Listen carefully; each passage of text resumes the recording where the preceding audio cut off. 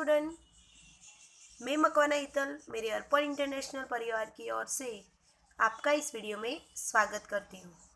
Student, 9th standard में आपका जो चैप्टर है 19वां महाकवि कालिदास, इस गद्य का जो पार्ट 1 है उसमें हमने कालिदास के लेखक का परिचय प्राप्त किया और कालिदास का जो जन्म है और उनका जो जन्म स्थान है, जन्म का समय और जन्म स्थल है, उसके बारे में जो विद्वानों का जो अनुमान है वह हमने देखा। और विक्रमादित्य राजा के समय का उनको माना जाता है और नवरत्नों में से एक कालिदास माने जाते हैं। ये सारी बातें हमने जानी और समझी। स्टूडेंट, इस भाग में हम आगे का गद्य समझेंगे। कालिदास के विषय में कहा जाता है कि वे युवा अवस्था तक निरक्षर थे। निरक्षर यानी कि जिसको अक्षर का भी ज्ञान नहीं है, जो अनपढ़ है, जो पढ़ा लिखा नहीं है, वैसा इंसान जिस डाल पर बैठते उसे ही काटते थे। कालिदास कैसे थे? जिस डाल पर बैठते थे उसी को ही काटते थे। वह एक मूर्ख थे। अपनी युवा अवस्था में कालिदास मूर्ख थे।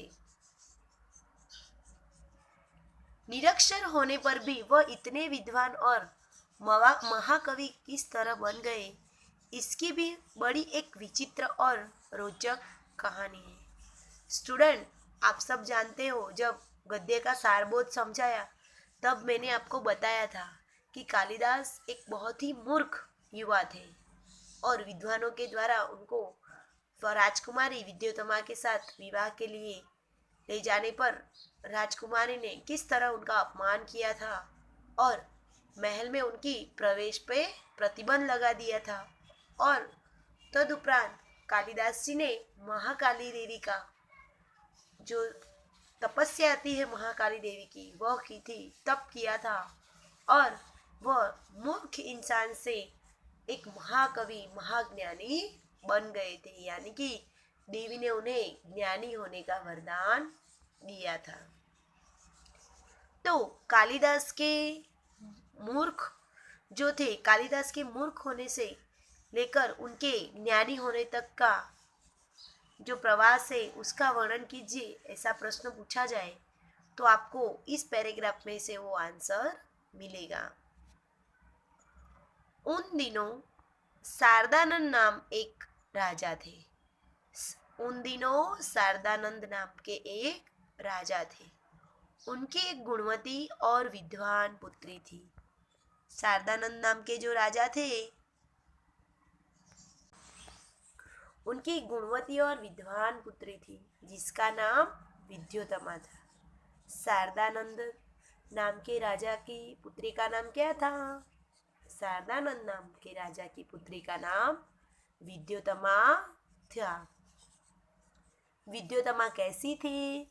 विद्योत्तमा गुणवती और विद्वान थी। वह बहुत सुंदर और रूपवती भी थी। उसके रूप, गुण और ज्ञान की प्रशंसा दूर दूर के देशों तक फैली हुई थी। विद्योत्तमा को अपने रूप, गुण और ज्ञान का बड़ा घमंड था।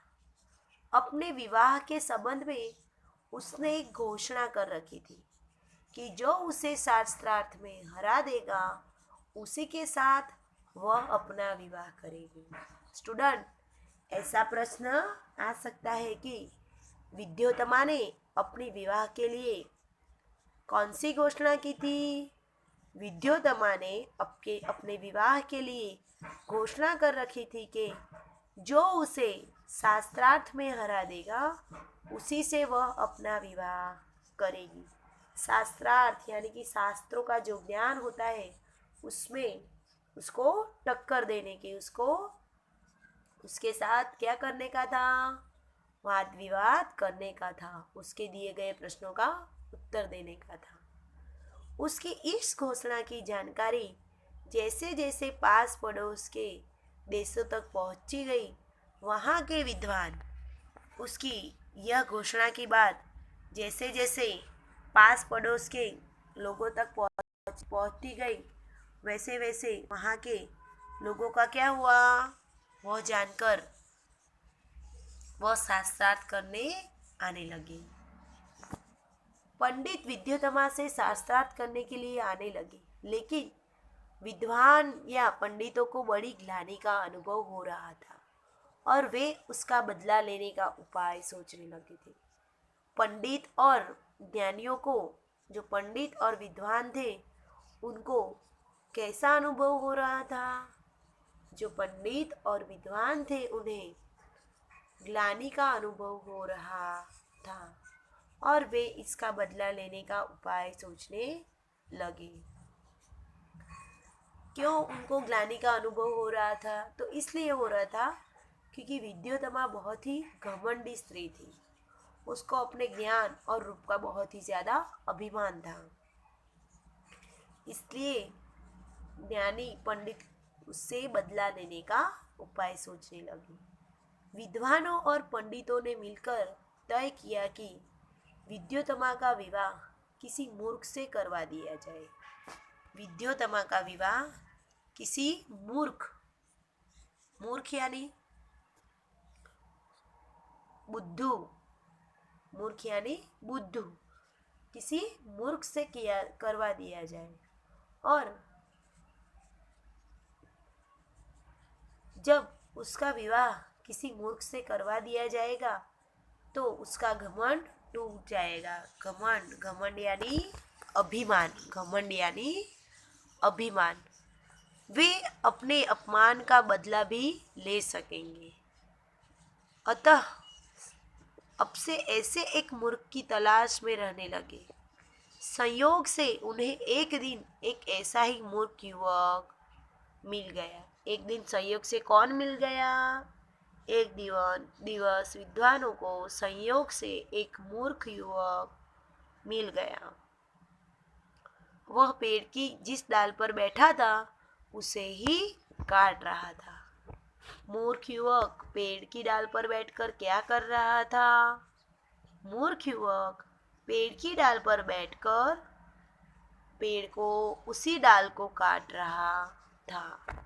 पंडितों तथा विद्वानों को लगा कि उससे बड़ा मूर्ख और कौन होगा जो पेड़ की डाल पर बैठकर उसी डाल को काट रहा है।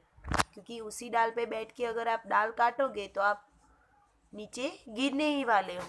अगर इतनी बात भी इस युवक को समझ में नहीं आती है तो ये बहुत ही बड़ा मूर्ख है। इसलिए पंडितों ने उसे पेड़ से नीचे उतारा। पेड़ यानी वृक्ष, तरु, और समझा बुझाकर एक सुंदर राजकुमारी से उसका विवाह करा देने की बात कहकर तथा लालच देकर अपने साथ चलने को राजी किया और समझा बुझाकर उसे नीचे उतारा और समझा बुझाकर एक सुंदर राजकुमारी से उसका विवाह करवा देने की बात कहकर और लालच देकर अपने साथ चलने के लिए राजी किया। विद्वानों ने मूर्ख युवक को कैसे राजी किया? विद्वानों ने मूर्ख युवक को एक सुंदर राजकुमारी से उसका विवाह करा देने की बात कहकर लालच देकर राजी किया। पंडितों ने उस मूर्ख युवक को कहा कि यह बात अच्छी तरह समझा दी कि वह वहाँ कुछ नहीं बोलेगा और गूंगा बनकर रहेगा। पंडितों ने उस मूर्ख युवक को कौन सी बात समझा दी थी? पंडितों ने उस मूर्ख युवक को यह समझा दिया था कि वह राजकुमारी के सामने जाकर कुछ नहीं बोलेगा, वह गूंगा ही रहेगा, नहीं तो उसका विवाह नहीं होगा। यह मूर्ख युवक बड़ा ही खुश हुआ। खुश होना, प्रफुल्लित होना। उसने पंडितों की बात मान ली और उनके द्वारा दिए गए अच्छे अच्छे कपड़े पहन लिए। युवक ने क्या किया? युवक ने पंडित की बात मान ली। युवक ने क्या पहन लिया? युवक ने पंडितों के द्वारा दिए गए अच्छे अच्छे कपड़े पहन लिए। पंडित उसे विद्योत्तमा के पास शास्त्रार्थ के लिए ले गए। पंडित युवक को किसके पास शास्त्रार्थ के लिए ले गए? पंडित युवक को विद्योत्तमा के पास शास्त्रार्थ के लिए ले गए।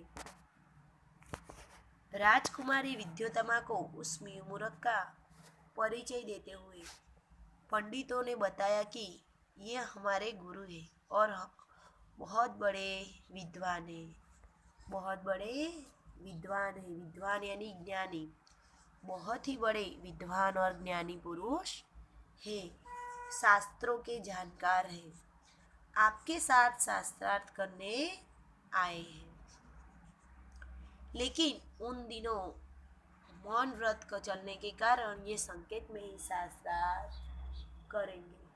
स्टूडेंट, यहाँ 2-3 वाक्य में प्रश्न पूछा जा सकता है कि पंडित ने जो विद्योत्तमा थी उसको मूर्ख युवक के बारे में क्या बताया? पंडितों ने विद्योत्तमा को मूर्ख युवक के बारे में बताया कि यह हमारे गुरु हैं और बड़े विद्वान हैं, शास्त्रों के जानकार हैं और आपके साथ शास्त्रार्थ करने आए हैं, परंतु इनका मौन व्रत चलने के कारण ये संकेत से शास्त्रार्थ करेंगे, यानी कि संकेत से आपके प्रश्नों के उत्तर देंगे।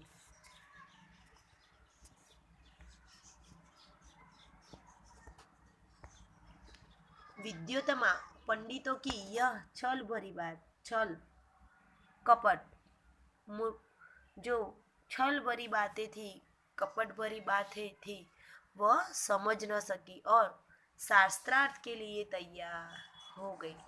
उसने युवक को एक उंगली दिखाई। उसका भाव था कि एक ईश्वर एक है।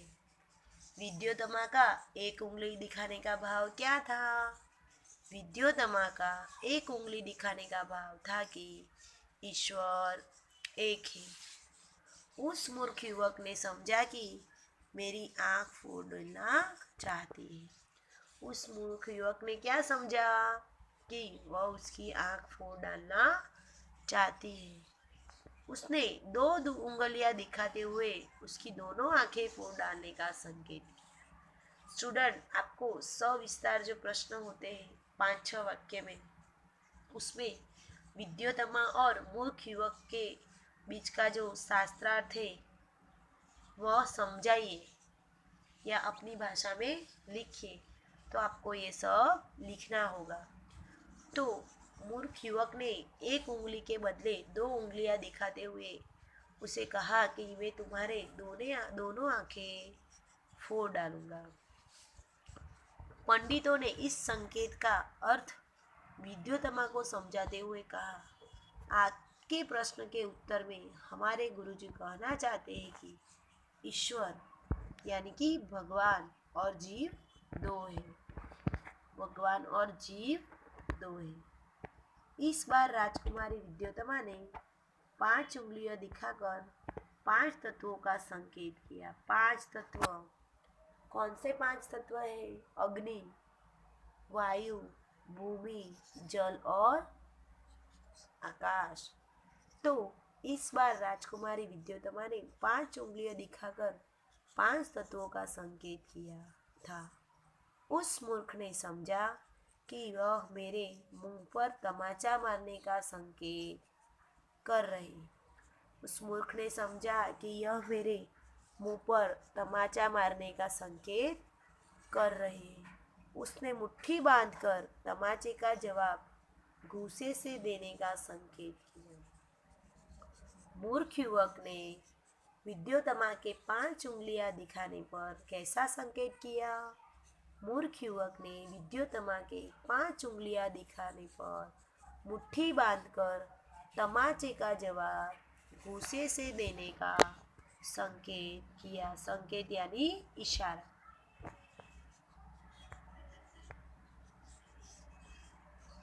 यानी इशारा। पंडितों ने इस बार भी विद्योत्तमा को इस संकेत का अर्थ बताते हुए कहा, आपने 5 उंगलियों से 5 तत्वों का संकेत किया था, लेकिन हमारे गुरुजी का कहना है कि 5 तत्वों के मिलन से ही सृष्टि का निर्माण होता है, अलग अलग रहने में नहीं। स्टूडेंट, यहाँ ऐसा प्रश्न निकल सकता है कि विद्योत्तमा ने 5 उंगलियां दिखाई और तो पंडितों ने उसका अर्थ क्या बताया। तो विद्योत्तमा ने 5 उंगलियां यानी कि 5 तत्वों का निर्देश किया, तब विद्वानों और पंडितों ने उसे यह कहा कि हमारे गुरुजी कह रहे हैं कि 5 तत्वों के मिलने से सृष्टि का निर्माण होता है, अलग अलग रहने में नहीं।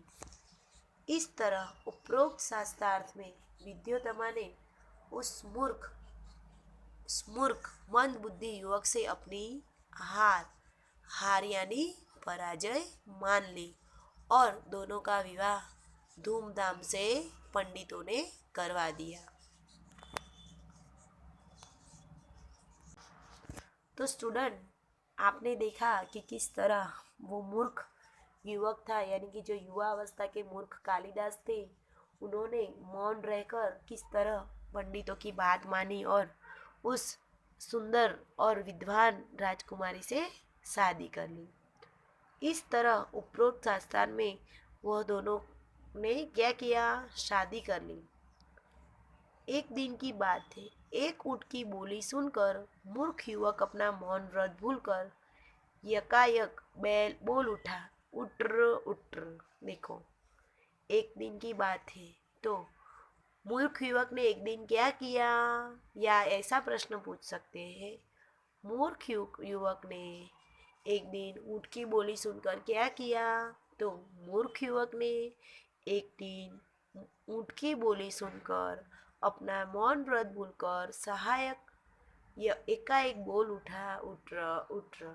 या फिर आप ऐसा भी लिख सकते हो कि ऊँट की बोली सुनकर मूर्ख युवक उट्र उट्र बोलने लग। तो स्टूडेंट, आपने इस वीडियो में देखा कि किस तरह पंडित जो डाल पर बैठकर उसी डाल को काट रहा था, वैसे मूर्ख युवा यानी कि युवा कालिदास को लेकर विद्योत्तमा के पास जाते हैं और शास्त्रार्थ में संकेतों का सही उत्तर दिखा के पंडित विद्योत्तमा से कालिदास की शादी करवा देते हैं। और एक दिन कालिदास का भांडा फूट जाता है कि वह मूर्ख है। तो स्टूडेंट, अब हम इस गद्य का पूर्ण बोध अगले वीडियो में प्राप्त करेंगे। अस्तु।